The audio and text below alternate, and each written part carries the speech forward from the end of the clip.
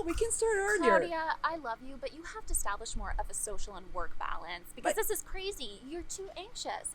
I really think today's episode is going to help you out and everyone else that struggles with this too. Now, enough about me. We got something to shoot. Let's go. Come on, let's go.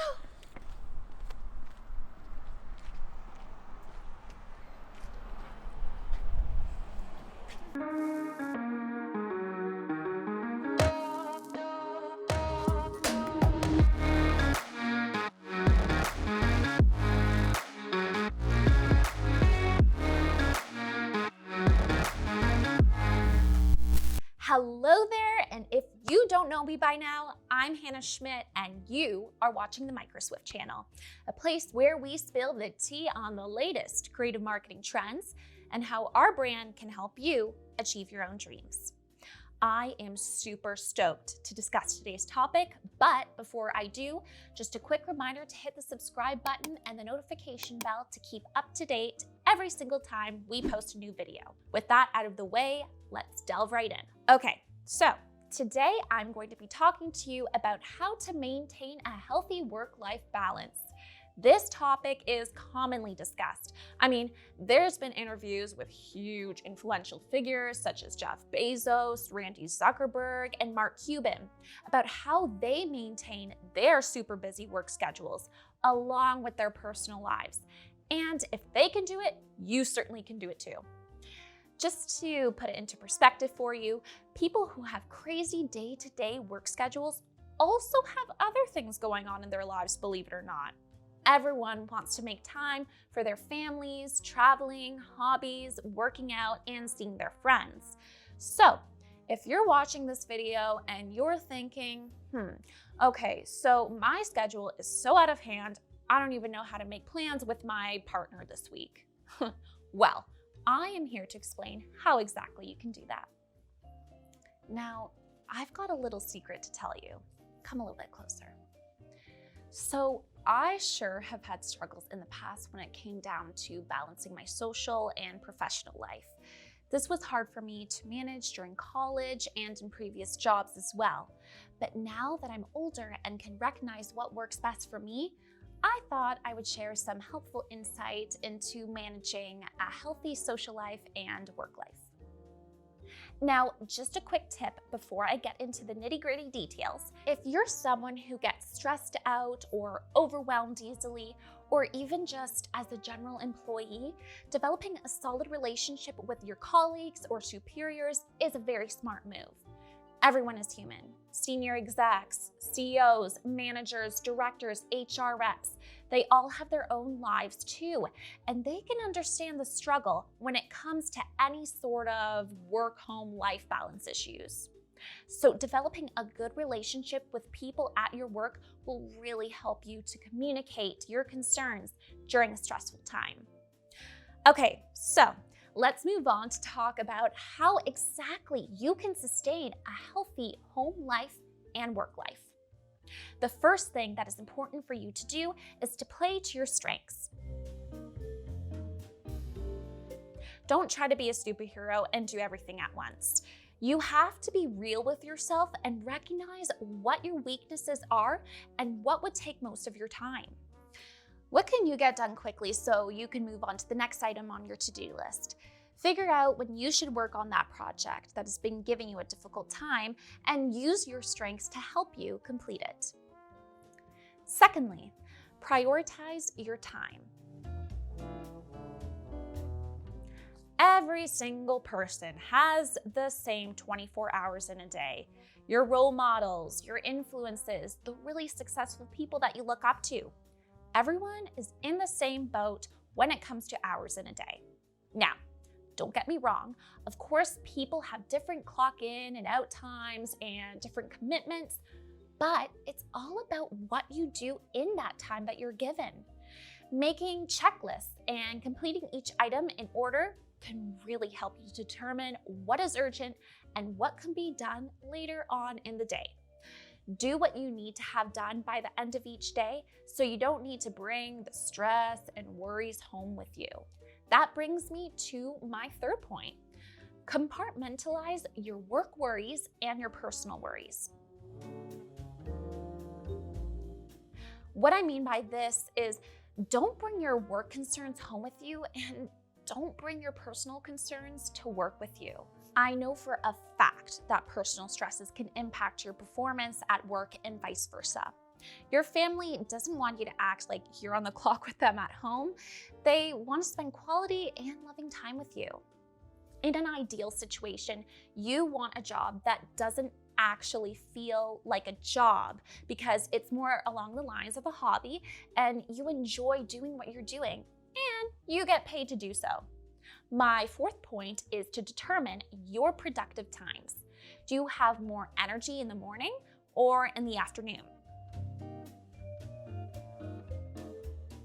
If you're an early bird, assign your tough and high concentration tasks for the morning portion of your day, so later on in the afternoon you can go over that project again, catch any mistakes, or just move on to a more simple assignment. If you're more up and at 'em in the afternoon, just switch it up. Crafting this kind of routine will aid in productivity. My fifth point is to plan out some personal time. Make sure you make time for yourself in between big projects. Otherwise, you may burn out and not work as effectively.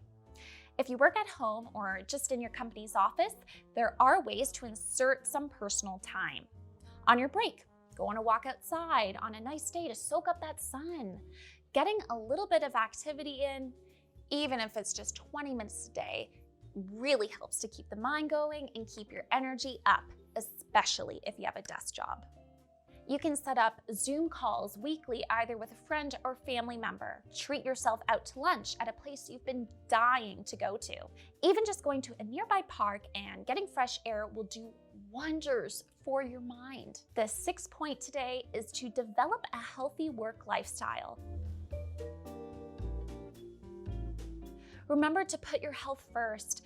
It's easy to get buried in work during stressful times, but you need to prioritize your physical and mental health above anything else. Do not pull all-nighters. You have to maintain a steady sleep schedule. Waking up early and going to bed early is the textbook definition for a healthy sleeping routine. Also, planning out and prepping meals for when you know you will be super busy is a very smart idea. The last thing that you want to do is spend your money on unhealthy takeout. By meal prepping or making food ahead of time, you won't be skipping any meals and you'll be consuming healthy foods. My seventh point today is to make a comfortable workspace. Believe it or not, employees tend to be more productive in a space that is to their liking and that they decorated themselves. According to a 2010 study conducted by director of the Identity Realization Workspace Consultancy, workers who were given the opportunity to arrange their own small office were up to 32% in being more productive. How crazy is that? If you are one of those employees who feels more motivated by having a coffee maker in your office, pinning up inspirational quotes, or hanging up oodles of picture frames, then go for it.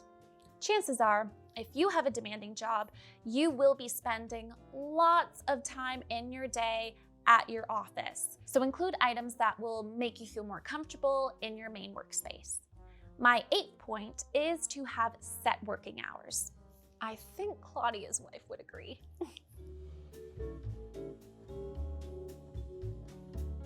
Setting a work schedule up until a certain point really works for people who may get sidetracked or feel the need to stay into the evening.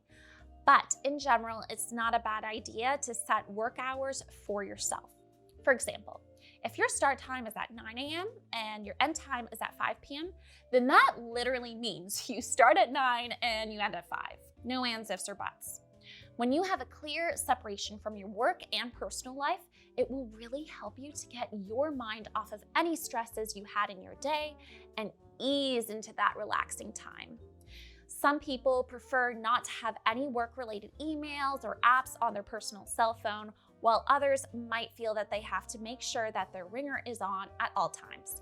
I mean, it's up to you and how stringent your work is, but it may be wise to have a laptop or phone solely based for work so you aren't taking anything home with you. My 9th point is to be realistic. What has been working out for you and what hasn't? Connect with yourself and tap into what really gets you through each day. Is it that coffee break, that phone call with your spouse, your bullet point journal that organizes your day? If you feel that you are taking too much on and can't finish what's assigned to you, then don't be afraid to reach out and ask your peers to assist. That is where your relationship with your higher ups and colleagues will come in handy. Look at it this way. Everyone is working for the same company, and odds are your peers will recognize what can be stressful about the job. So be open and communicate, not just with the people at your work, but also with yourself. Lastly, get time away. This depends on your vacation time. However, even just getting away for the weekend can really do some good. I know right now it's extremely hard to travel during COVID, but you can also enjoy your days off just being at home. Carve out a couple hours of the day to stay away from screens and go to the park with your family. Go window shopping in your local downtown area. Paint, read. If you haven't traveled for a while and saved up your money to do so, request time off and go on a relaxing vacay. You deserve to treat yourself for all of the hard work that you do. Now, if you don't have enough paid time off to take a full vacation, request a day off from time to time for a nice break from your work grind. Trust me, a day off or two away can really do magic for your mind.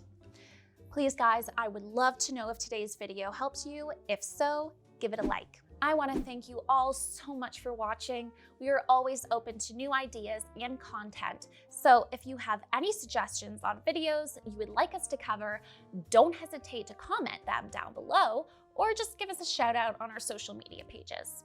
I will see you next time.